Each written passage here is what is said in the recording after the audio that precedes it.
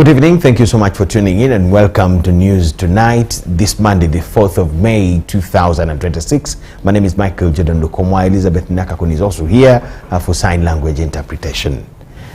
Straight to what we have for you tonight. President Yoweri Kaguta Museveni has hosted a luncheon in honor of the outgoing cabinet at State House Entebbe. During the event, Museveni commended members of their service and contribution to Uganda's socio-economic transformation. He also praised the cabinet for its historic role in steering the country to middle-income status, noting that the milestone reflects collective effort, discipline, and commitment.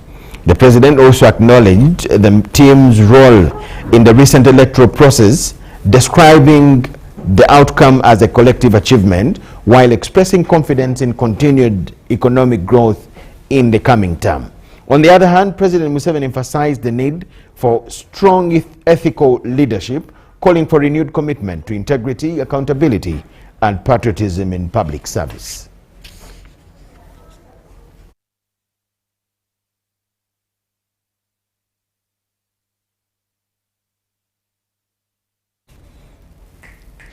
Government has announced nationwide special prayers for President Yoweri Kaguta Museveni ahead of the inauguration on the 12th of May 2026. According to the Permanent Secretary, Office of the President, Haj Yunus Kakande, special dignitaries will attend all the prayer sessions starting Friday 8th until the 10th of May 2026. Come Tuesday, 12th May 2026, all roads will be leading to Kololo ceremonial grounds as President Yoweri Kaguta Museveni heads for the 7th inauguration. With just a few days left to that date, government through the Swearing-In National Organizing Committee has embarked on ground preparations to brighten the event. Definitely, if you have you not passed out, don't you sit out that they're branding, they're planting flowers, they're painting these curbs, road curbs. Roads are being tarmacked, others are being patched. Right from Nyonyo, right from Entebbe Airport. There's big work going on. You have seen Wampe Road has been resealed. Elgon Terrace has been resealed. Lower Terrace has been resealed. Everything. So there's a lot of work going on as far as road maintenance is concerned and lightening. This is being accompanied by country-wide special prayers. We are going to organize prayers across the entire country. As you have seen, on 8th, that will be a Friday, we'll be in all mosques in Uganda. On Saturday, that is, I think, 9th, will be in all 7th-day churches in Uganda. Then 10th of Sunday, will be in all Christian churches in Uganda. Churches, prayers. And those prayers, different dignitaries in the government will represent the government in their respective prayer areas. In an interview with UBC, Haj Yunus Kakande, the Permanent Secretary of Office of the President, also a front member of the Inauguration Organizing Committee, reveals that over 56 heads of government have been invited for the occasion. Okay, dignitaries now, generally the President has already invited about 56 heads of state. They have started confirming. So far, the 7 have confirmed. The President, 2 Vice Presidents, 2 former Presidents, Secretary Generals of ruling parties, they are about to 15. Ruling parties like those are in China, India, things like that. So they're still confirming, they're coming. According to Uganda's ambassador to Tanzania, Mozambique, Mauritius, Malawi, Madagascar, and Zambia, Colonel retired Fred Mwesige, 2 heads of state from this corridor have so far confirmed their attendance. I have mobilized those countries' leaders to come and attend the swearing-in. And that's why I'm happy to report that at least 2 great leaders from Tanzania and from Mozambique have confirmed to come.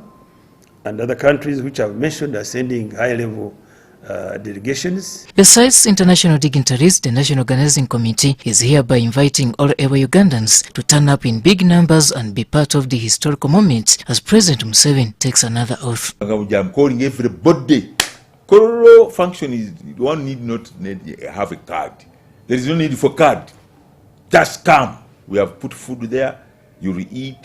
You drink. Wherever you'll be seated or standing, you'll eat. So everybody should come to Kololo. The issue of card is useless. There is nothing like that. You want your card. Come in big numbers. Robert Onyango, UBC News. The National Identification and Registration Authority, NIRA, has raised concern over meager resource allocation and understaffing, saying this has affected its effectiveness and lowered public confidence. While responding to public criticism, the senior registrar, Claire Olama, referred to the recently concluded mass enrollment and registration exercise, noting that it left a heavy workload on the authority and calling for public patience.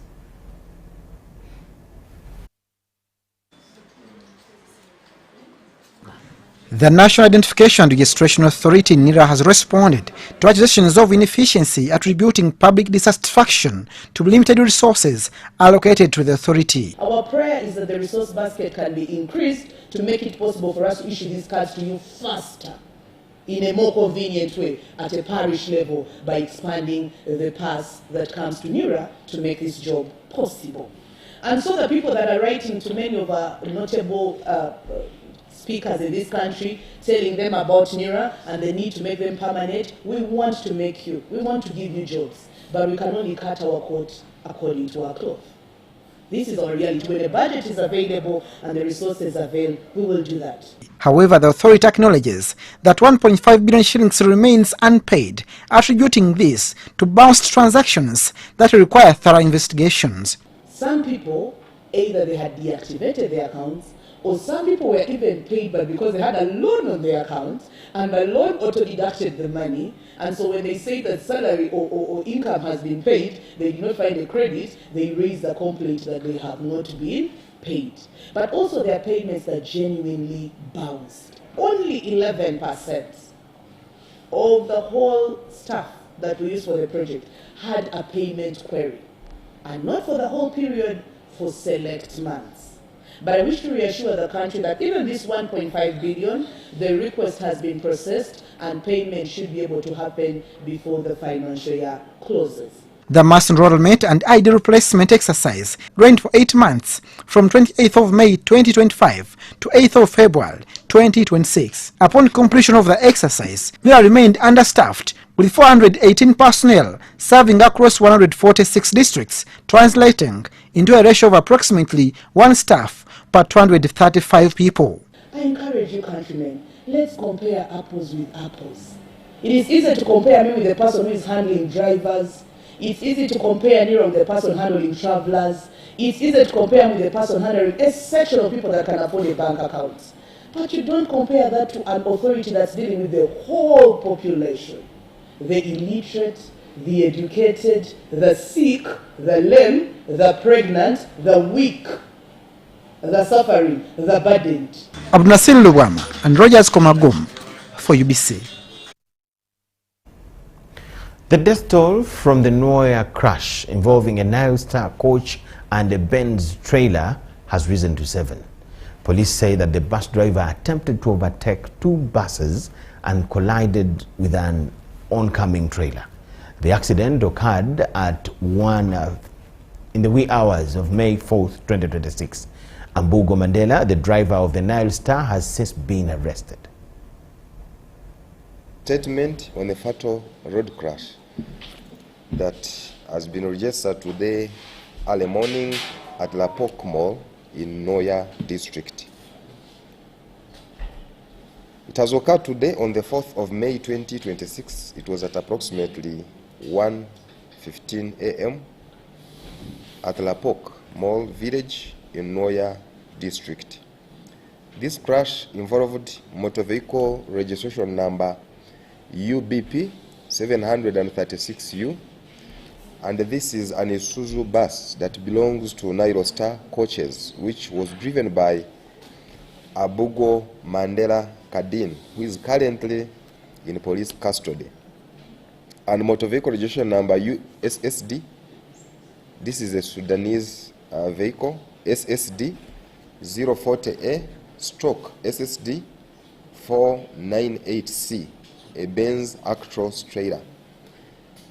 Preliminary investigations indicate that the bus driver, who was traveling from Arua, attempted to overtake 2 other buses ahead of him, and in the process, he collided head-on with an oncoming trailer. As a result, 4 passengers died instantly at the scene. 16 others were injured and rushed to Anaka Hospital. 3 additional victims later succumbed to their injuries, bringing the death toll to 7. And according to the eyewitnesses who were aboard the bus, the driver had been driving recklessly throughout the journey. Passengers reportedly raised concerns, but the conductor responded rudely instead of addressing the situation. On this note, we urge the public to make use of our toll-free lines, which I will give as I finish, WhatsApp numbers, and also social media platforms to report such reckless behavior.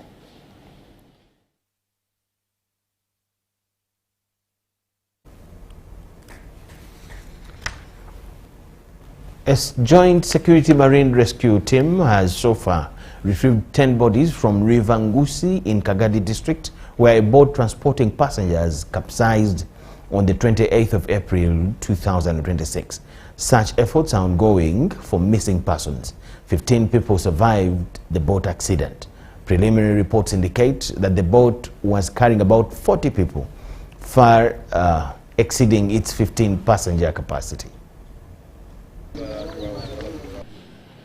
Ekirala kibadde ku kabenje k'eryato akagwa mu district y'e Kagadi nti ennaku z'omwezi 28 omwezi gwa April waliwo akabenje k'eryato nga eryato lino lyaliko abantu abateberezebwa okubanga baali bakununkiriza mwana era bwe baali baseeyeeya ku mazzi gano ssaawa nga 2:30 ez'ekiro ku mugga gwe bayita Nguse, eryato lino ne ligwamu ne libbira. So olwaleero we tujjidde wano nga tukakasiza nti abantu 15 ku baali ku lyato lino baawona, abalala bateberezebwa okuba nti baagwa mu mazzi, nga balubbira abafu okuva mu poliisi nga bayambibwa ku UPDF n'abatuuze bakasobola okuggyayo emirambo 10 ku bantu abaagwa mu mazzi. Era ne ku ssaawa eno tukyayinayo family 2 zezikakasa nti abantu baabwe gye bali mu mazzi, so balubbira bakyali ku siini eno okulaba nti bawenja nti buli mulambo bwe guba gwasigaddeyo basobole okuggyayo. Era n'olwekyo wano we tusabiranga poliisi nti tetusaana kulinda bizibu nga bino okugoberera amateeka agafuga entambula y'oku mazzi, gamba ng'okwambala life jacket, obutatikka kabindo, kubanga twategeezeddwa nti kaato kano kalina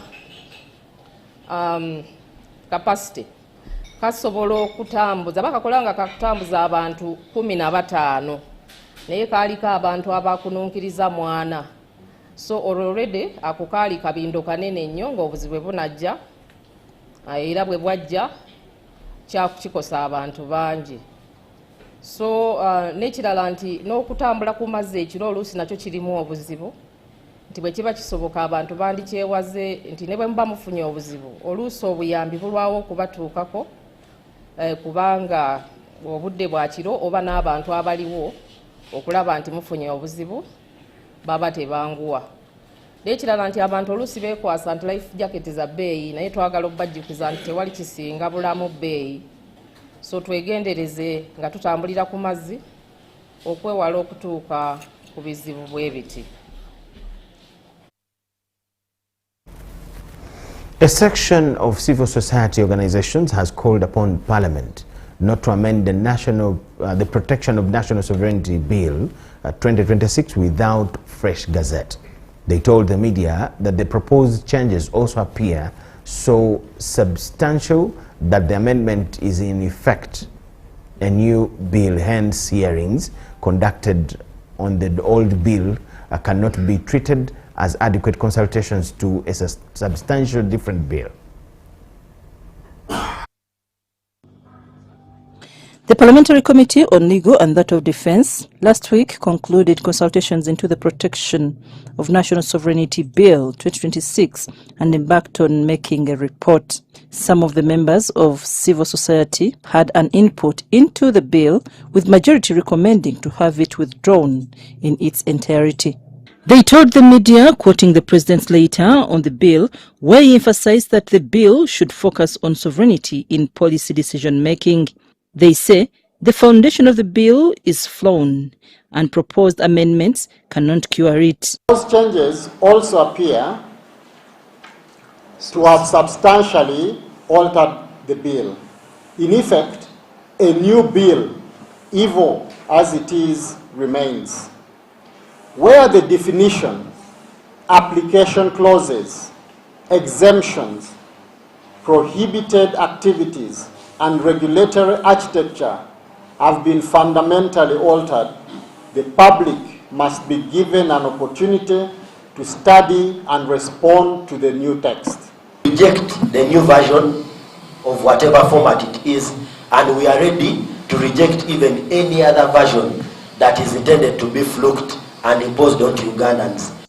Miriam Matembe questions what has threatened Uganda's sovereignty, tasking Parliament to send back the bill to Cabinet. Is it that has threatened Uganda with such immediate destruction all of a sudden to call for enactment of a law which is more dangerous than protective to this nation?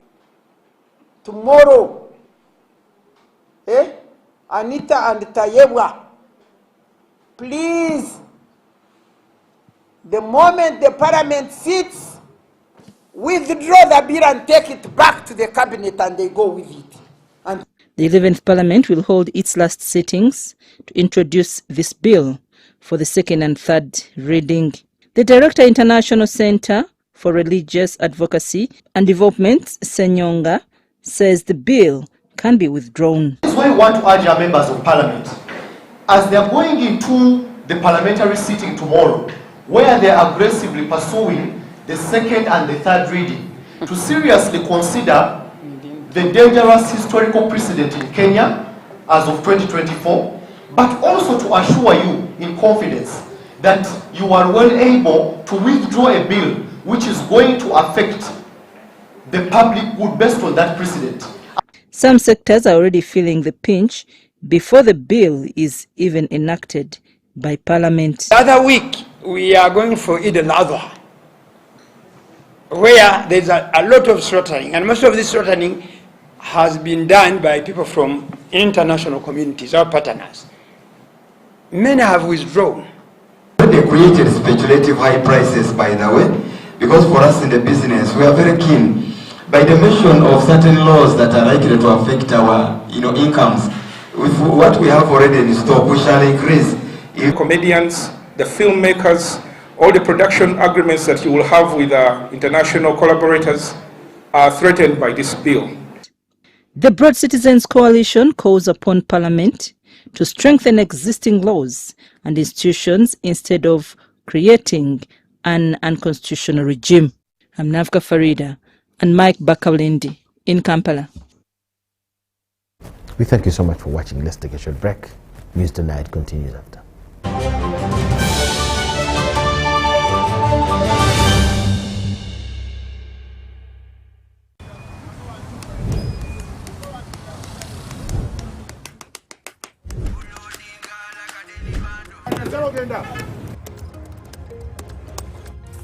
And that's it for today. Till the next episode.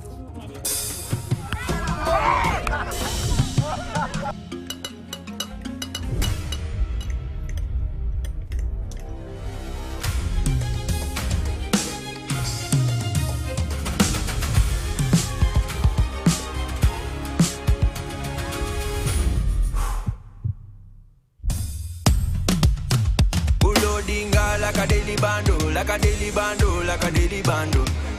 Omuliro nguwulira like drums. Kalakata, kalakata, enendungu ya kusabula. Mikono juu, free of fire, free of fire, free of fire.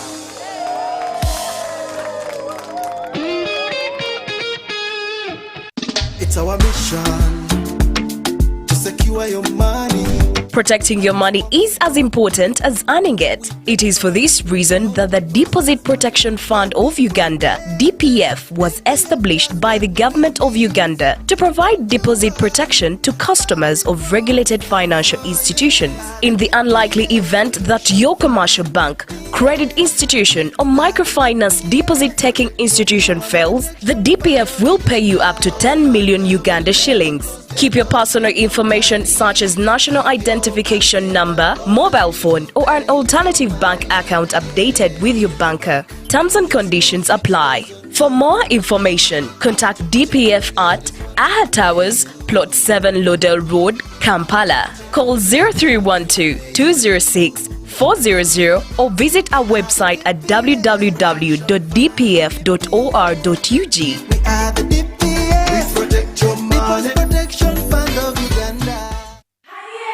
It's back, bigger and with more business opportunities. It's the Pearl of Africa Tourism Expo Poate 2026, Uganda's flagship tourism event. Poate 2026 will take place from the 21st to the 23rd of May 2026 at the Speak Resort Convention Center, Munyonyo, under the theme Wanderlust. It's your time to thrive. Yes, it's your time to tap into Uganda's renewed optimism and tourism growth. Tourism stakeholders, travel trade partners, and tourism enthusiasts will be part of the Poate 2026. Come and network with like-minded people and unlock new business opportunities. To participate, register at www.poate.co.ug. Poate 2026 is brought to you by Uganda Tourism Board and partners.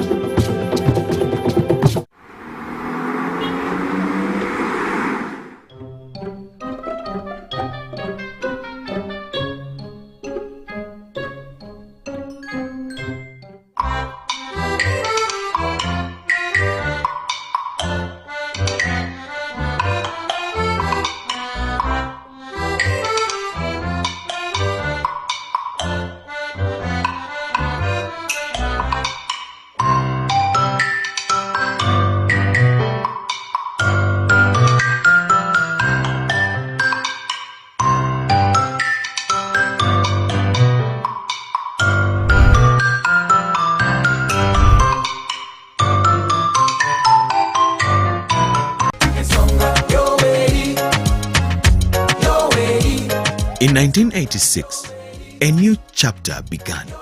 A fundamental change was etched into the heart of our nation. Uganda has since then witnessed a socio-economic transformation under the leadership of President Yoweri Kaguta Museveni.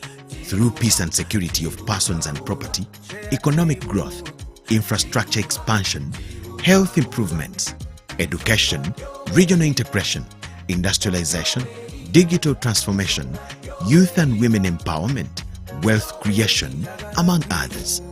A nation once in recovery is now a beacon of regional stability. The people have spoken, and the NRM government has been given another term in office. The Board of Directors, Management and Staff of the Uganda Broadcasting Corporation proudly congratulate His Excellency Yoweri Kaguta Museveni Tibuhaburwa upon his resounding victory in the recent elections. Witness history as it happens as we broadcast the swearing-in ceremony on Tuesday, the 12th of May 2026, live at the Kololo Independence Grounds, here on UBC TV, our radio stations, and all our digital platforms. Ugandans, let's protect our gains.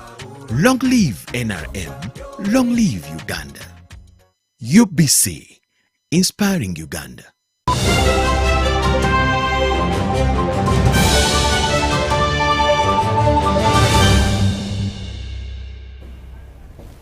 Thank you so much for watching and welcome back from the break. The Musinga of Renzururu, Charles Wesley Mumbere, has called on government to restore and facelift the Royal Palace in Kasese.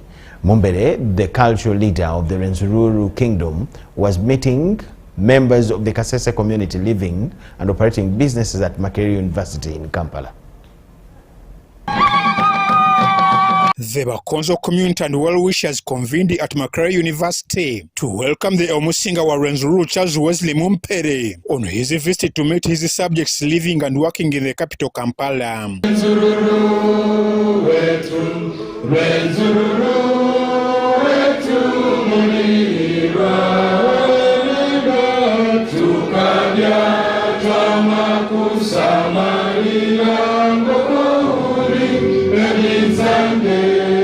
It was a sturdy welcome with the traditional drum beats and vibrant cultural dances of the Bakonzo rich heritage. He was accompanied by Nyabahore Agnes Itungu, his wife, to meet the community. The event highlighted the Konzo strong cultural ties, even while living away from their ancestral land. Businessmen, legislators, high-ranking officers and students attended the meet. While addressing subjects, the Omusinga wa Rwenzururu Charles Wesley Mumpere called upon government to support the restoration of the palace, which stands as a symbol of cultural identity and unity. Currently, since it can be destroyed,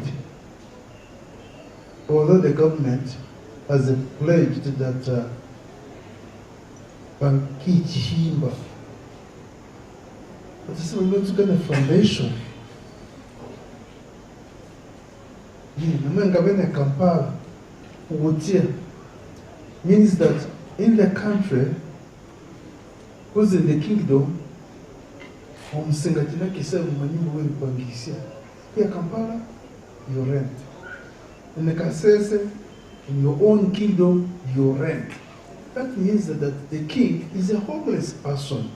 The Omusinga field with the pride reiterated cooperation between cultural institutions and government in promoting peace and preservation of heritage. So to Namusima Uganda Kingdom, it was in my Uganda government also, Nayo, Langera, the Gatuatikaya, Langera, the meeting getting kind of move hall, especially in terms of security. And earlier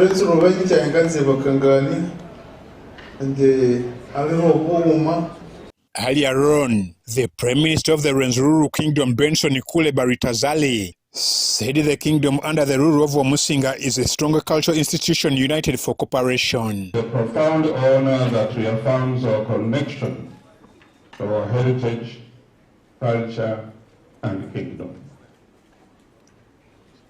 We commend your continued leadership in promoting unity, dignity, and progress within the Omusinga wa Rwenzururu. Your guidance remains a pillar of strength and hope for our people, both within the Rwenzururu region and in the diaspora. The president of Kasese Kampala Students Association, Alvin Mumpere, lauded the Omusinga for his commitment to education. Majesty will also extend our heartfelt appreciation for the bursaries extended to students. The Omusinga was gifted with presents. He is the monarch of the Rwenzururu Kingdom, a recognized cultural institution in western Uganda, mainly representing the Bakonzo people in Kasese district and surrounding areas. Amwaye Vanjuko for UBC.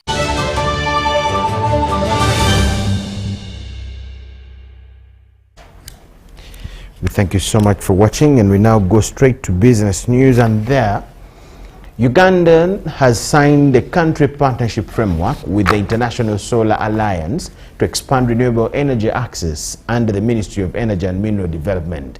The agreement scales up solar energy use, particularly in the agricultural sector. The Ministry of Energy and Mineral Development is currently hosting the International Solar Alliance High-Level Mission. The three-day mission is focused on accelerating solar deployment, strengthening policy and regulatory framework, and promoting productive use applications of solar energy, especially in agriculture. Now, if Uganda wants to do 1 million because Uganda is a huge area with 68% of population dependent on agriculture. There is a huge space. Now whether it is 1 million, 100,000, 500,000, that will depend on lots of things. One, a good policy. B, good amount of budget allocation for the subsidy. And C, getting financial institutions to start lending. Officiating at the opening, the State Minister for Energy, Okasa Opolot, emphasized the strategic role of solar energy in driving Uganda's socio-economic transformation. We must use the potential that we have to produce food. We have to use the potential we have to not only put agricultural products into the global market, but actually also to add value to whatever we produce.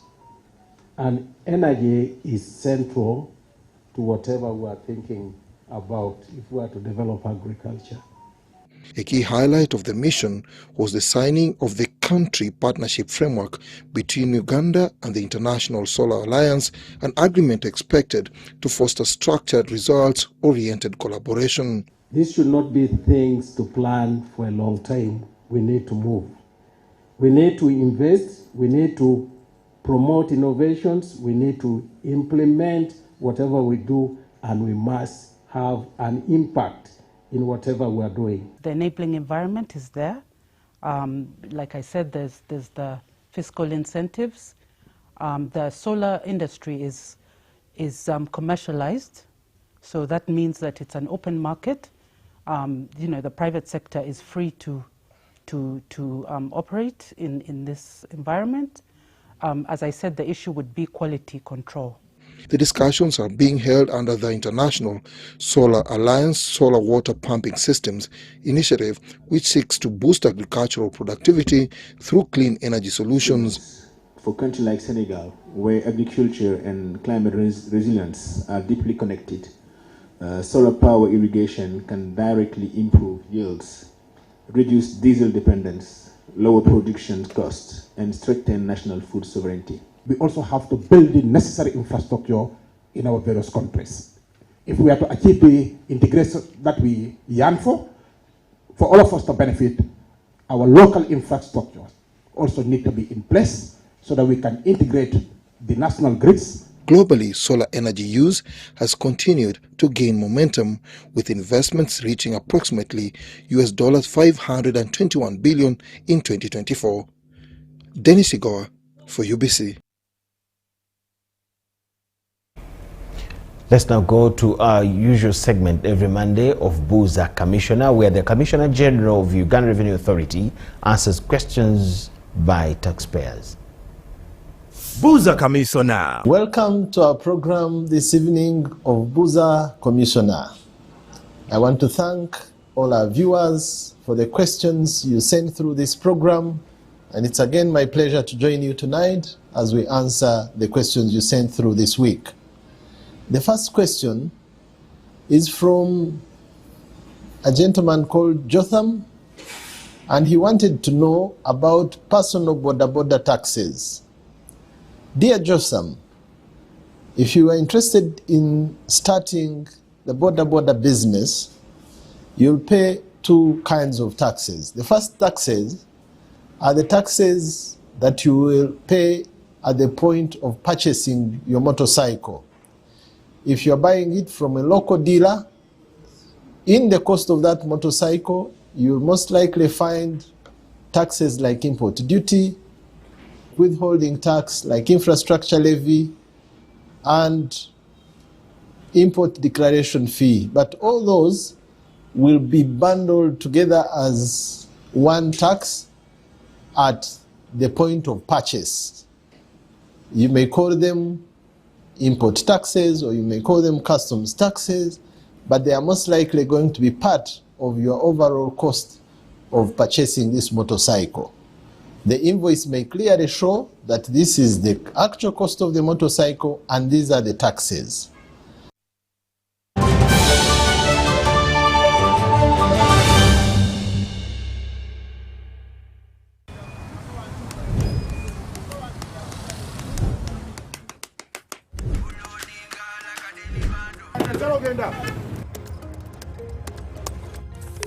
that's it for today. Till the next episode.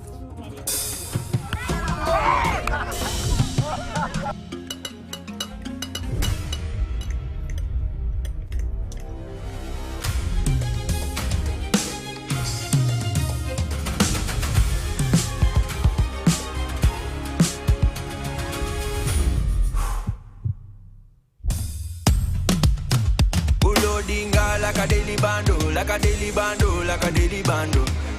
Omuliro nguwulira muli mu mutima kukankana like drums.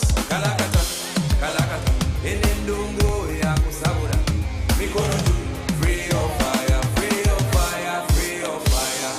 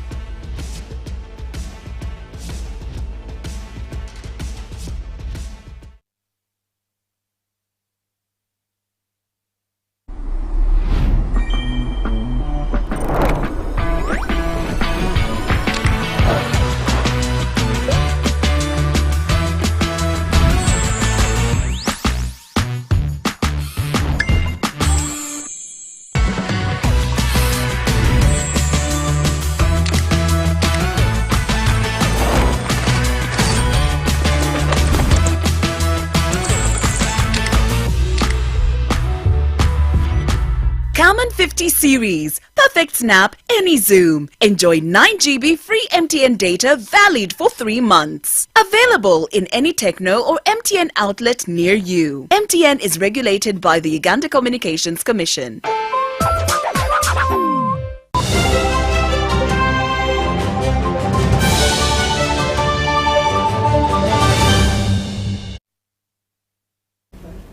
Uganda's long-distance champion Joshua Cheptegei has turned to young people to stay focused on their dreams and never give up no matter the challenges they face. He was speaking at the Unveiled Glory Annual Conference at Shining Light of God Ministries in Kapchora.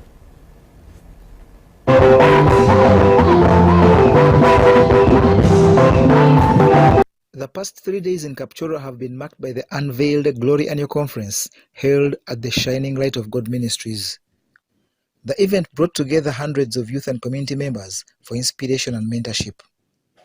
Organized in partnership with Truth Evangelistic Fountain Ministries, the conference featured some of Uganda's top athletes, including Olympic champions Peruth Chemutai and Joshua Cheptegei. I'm a surrender. Whatever you start. Please. See it to the end.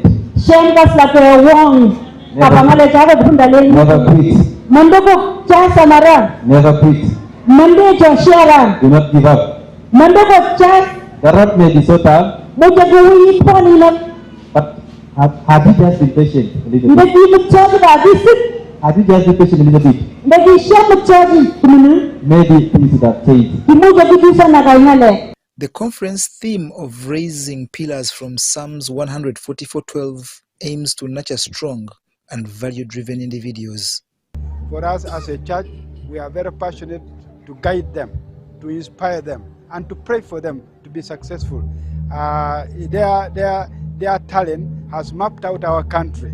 Our country now is known world over because of this talent, which we are praying that these athletes which have given themselves should grow in their talent, and we want to pray for them, support them, guide them, talk to them.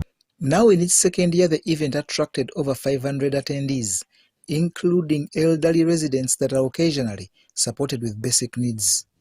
Closer to God, the more they are hooking to the source of their blessings, and you know that there is nothing that starts without God and ends without God that will be lasting.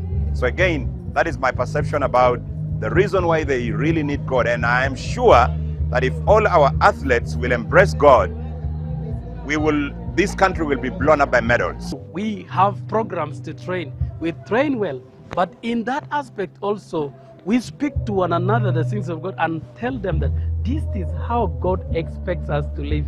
Because in this life of today, we also need God. Even when you're running, you still need God. Because even when you run and you win, it is God that has given you the strength. Organizers hope the message of perseverance continues to inspire communities across the region.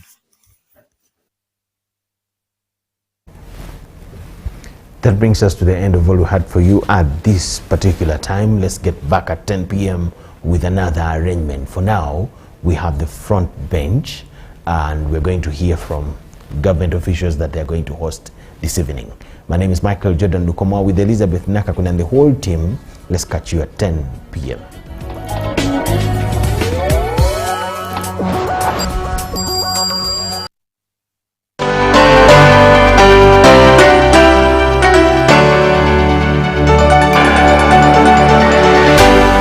UBC, inspiring Uganda.